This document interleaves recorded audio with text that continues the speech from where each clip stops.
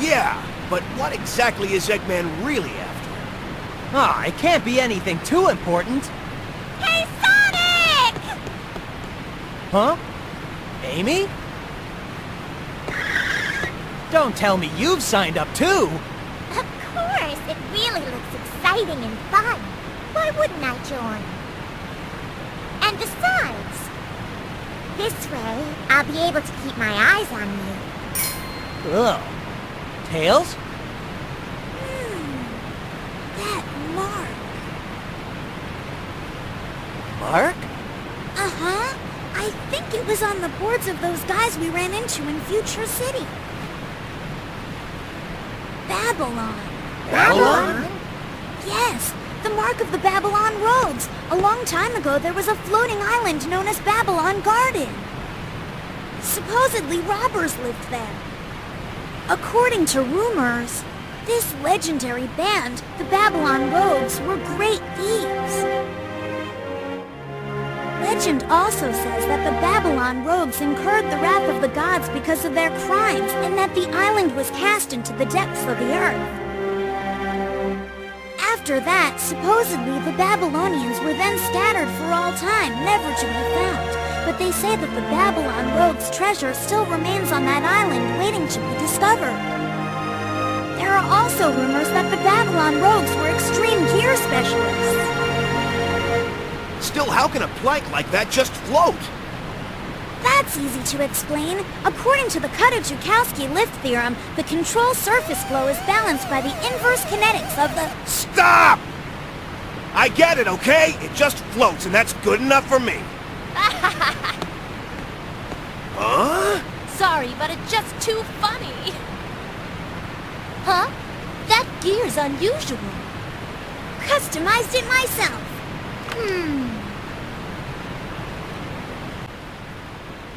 This isn't half bad for an amateur. Still, you can never be too careful.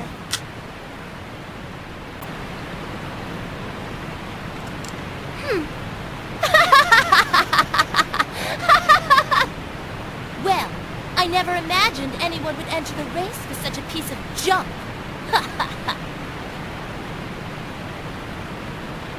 Thanks, though. It was good for a laugh. See ya, Shorty. Oh, that girl! Who does she think she is? Yeah, how can she just walk in and diss Tails? I know, and tinkering's all he's really good at, too. The next race is about to begin. Please come to the gate, participants.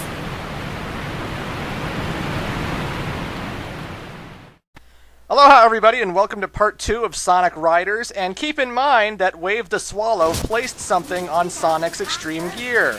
Remember that for later.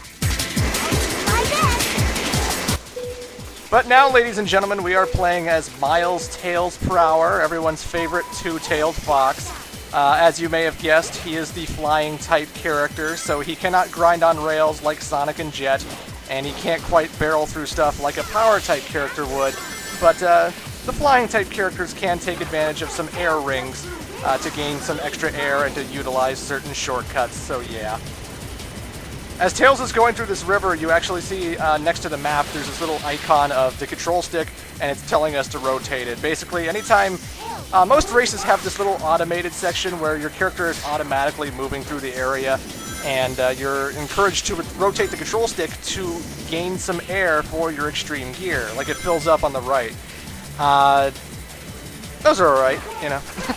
You're going to be utilizing the control stick quite a bit throughout these races, because as I mentioned at the end of part 1, every time you hit a ramp, you're encouraged to do tricks, because the more tricks you do, the more air you will get when you land, and, you know, in order to do tricks, you basically have to move the control stick in a whole bunch of different directions.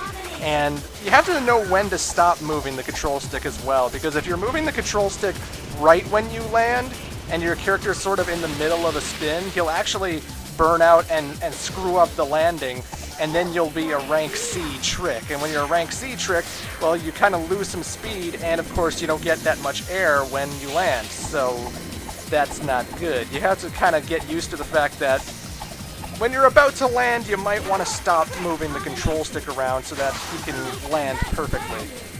The highest rank you can get when doing tricks is rank X. Because it's extreme!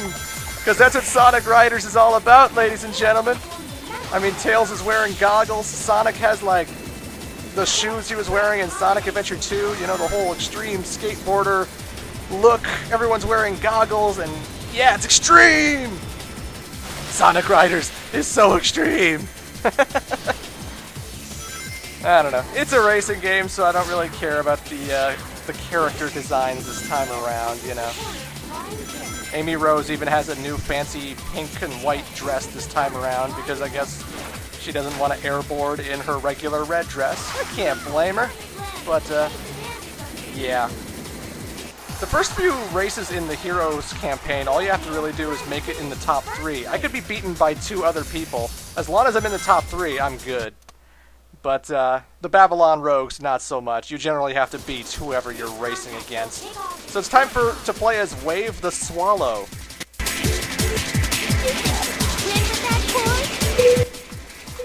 And we are going against Amy Rose as well as a whole squadron of Eggman's generic robots. I believe they're the E10000G. G standing for green. There is an E10000R that you can unlock who is red, and he is a speed-type robot. But, yeah, you can actually play as the E10000 guys in multiplayer. Not that they're all that spectacular. I mean, the E10000Gs are power types, and as I mentioned before, the power types are the best class of racer in these games, but, you know. As you can guess, Wave the Swallow is also a flying type, and, just like the first 2 city levels I played, the 2 levels with Tails and Wave are pretty much damn near identical, minus a few changes here and there. That's kind of the one thing you'll be noticing because I'm playing this game chronologically, is how similar the tracks are to each other. There's literally like one theme and 2 versions of that theme, you know? So Tails was going through a section just like this, only it was daytime. Now it's sunset, and there's some slight changes to it, but it's not really all that different. I mean, Sonic Team was busy, you know? They were making a racing game, not to mention Sonic Genesis. And they were making Sonic Genesis. Yeah, that must have took a lot of effort. And they were making Sonic Rivals and that one game. Because this is the year 2006, and they were pretty busy. They were making a lot of Sonic titles. So I guess when they were coming up with race tracks for Sonic Riders, they didn't want to differentiate too much. Tails and Wave can go through pretty much the same course, whatever. Those gamer kids, they won't care. They won't care at all. But again, Wave is a flying character. No real difference between her and Tails, you know. The only difference is Wave is a purple bird, Tails is a 2-tailed fox. I know in the stats they actually do have like varying differences, like one character's dash might be a little bit stronger than another character's dash, which is the boost button.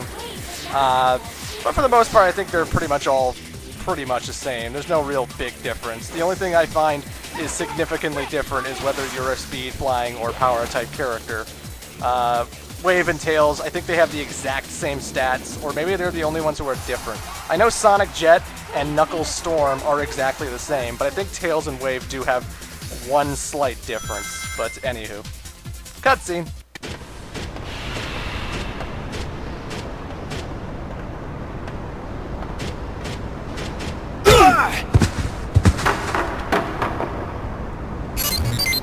Oh! It's you! I'll make sure to pay you back for this! Ha! I let you get away last time, but definitely not today! Why wait till later, you little punk? I'll pay you back tenfold now! Sorry. What are you doing, you clumsy fool? Was that supposed to be some kind of punch? Nice try, buddy! Sorry there. It wasn't my fault. If he hadn't jumped out of the way just now, I would have clobbered. What? about to start. All participants, please get to your positions now. The track then! We'll settle this there! Looking forward to it. Alrighty, so now we're playing as Knuckles, and as you can guess, Knuckles is a power-type character, and we're playing in the Egg Factory! Yeah, the Egg Factory. Don't get in my way! So as I said before already, the power-type characters are absolutely the best. If you had to make me choose between playing as Sonic, Tails, or Knuckles, I would choose Knuckles any day of the week. At least in Sonic Riders 1, not so much Sonic Riders 2 or Sonic 3 Riders, but in the original game, I swear, the power-type characters just had so much of a better advantage. In the Egg Factory are all of these random, like, egg pawn guys that are just sort of hanging around in the middle of the track. If a speed-type character runs into them, or a flying-type character runs into them, they get stunned and they bounce all over the place, because, like, the egg pawns just sort of, they're in the way, and you don't want to run into them. Knuckles, however, when he runs into these egg pawns, he gets air from doing so, and he just plows right through them like it's nobody's business. Again, in the first level with Jet, he couldn't go through those police cars. Knuckles absolutely can. He can just knock over a police car. Not only will he not get stunned, he'll get air from it. There are certain shortcuts that power-type characters can take as well that the speed and flying types couldn't go through. Like, in one jungle level, there's like a whole bunch of grapes that are in your way, and you can like knock the grapes and plow through them and take one little detour, you know. In the Egg Factory, I'll probably do it in this race, but there is a hidden side pathway where all these lava falls are, and you can barrel through all the barrels as a power-type character, whereas the speed and flying types cannot. I think I'm doing it here. Yeah, see? Boom, boom, boom! I got air from doing that. And when you link up like so many hits with a power-type character, you can refill a level 3 error meter so fast, it's not even funny. I mean, shit. I think there is a little bit of a balance issue when it comes to the power-type characters. They have such an advantage. They can't get stunned, they get a shitload of air from hitting things, and they're just awesome.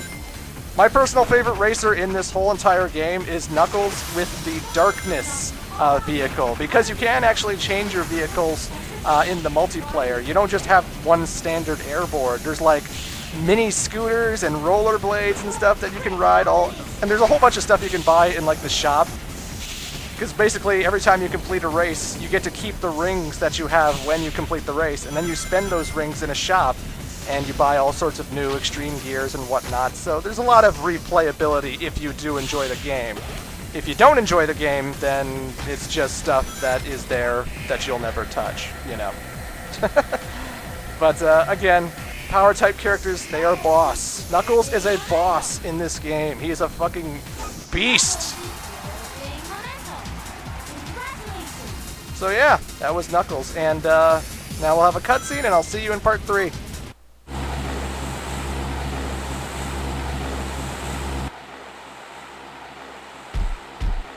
Sorry!